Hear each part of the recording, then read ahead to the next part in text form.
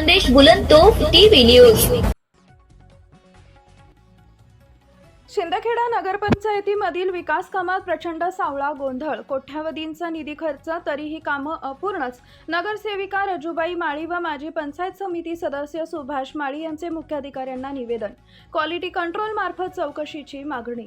शिंदखेडा नगरपंचायत अंतर्गत विविध योजनांमधून मंजूर झालेल्या कोट्यावधी रुपयांच्या विकास कामांमध्ये प्रचंड सावळा गोंधळ आणि अनियमितता सुरू असल्याचा खळबळजनक प्रकार समोर आला आहे। अनेक कामांची मुदत संपून काही कामांना मुदतवाढ देऊनही सद्यस्थितीत ही कामं अपूर्णच आहेत।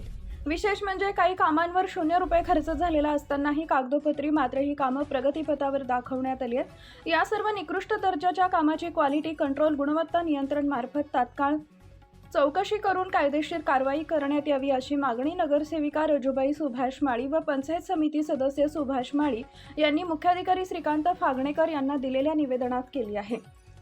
नगरसेविका रजुबाई माळी व सुभाष माळी यांनी प्रत्यक्ष वस्तुस्थितीची पाहणी केल्यानंतर मुख्याधिकाऱ्यांना हे निवेदन सादर केले। शिंदखेडा नगरपंचायत प्रशासकीय सभेच्या दिनांक 14/2/2025 रोजीच्या ठराव क्रमांक 3 नुसार विकास कामांना मुदतवाढ देण्यात आली होती, परंतु आज तागायत प्रत्यक्ष कामाच्या ठिकाणी एकही कंत्राटदार दिसून आलेला नाही। जे काही थोडंफार काम झालंय ते अत्यंत निकृष्ट दर्जाचं असून अर्धवट अवस्थेत आहे।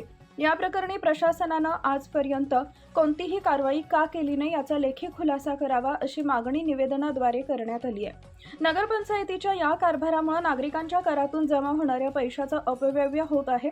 निवेदनाची प्रशासनानं तात्काळ दखल न घेतल्यास निकृष्ट कामाची बेकायदेशीर चौकशी न केल्यास आगामी काळात तीव्र आंदोलन छेडण्यात येईल। यातून निर्माण होणाऱ्या परिणामांना सर्वस्वी संबंधित प्रशासन जबाबदार राहील असा इशारा नगरसेविका रजुबाई माळी व सुभाष माळी यांनी दिलाय। मुख्य संपादक यादवराव सावंत। नमस्कार। रजुबाई सुभाष माळी नगरसेविका आणि सुभाष नागो माळी माजी पंचायत समिती सदस्य। आम्ही मुख्य कार्यकारी अधिकारी नगरपंचायत शिंदखेडा आम्ही दिलेल्या विषयांसंदर्भात अपूर्ण कामाबाबत आणि दिरंगाई झाल्याबाबत आणि ज्या कामावर खर्च झाला नाही ते काम प्रगतीपथावर कसे अशा संबंधितचे निवेदन माननीय मुख्य अधिकारी यांनी 2 कोटीच्या वरतीचं काम होतं। आज तगायत ते पूर्ण झालेलं नाही आहे आणि त्याचे पैसे मला वाटतं निम्मे पैसे काढले गेलेले आहेत। अशा या पद्धतीने काम झालेलं आहे, त्याची चौकशी व्हावी आणि जे कोणी ठेकेदार आहे त्यांच्यावर कायदेशीर कारवाई व्हावी यासाठी आम्ही दोघं जणांनी एक मुख्य अधिकारी साहेबांना निवेदन दिलेलं आहे।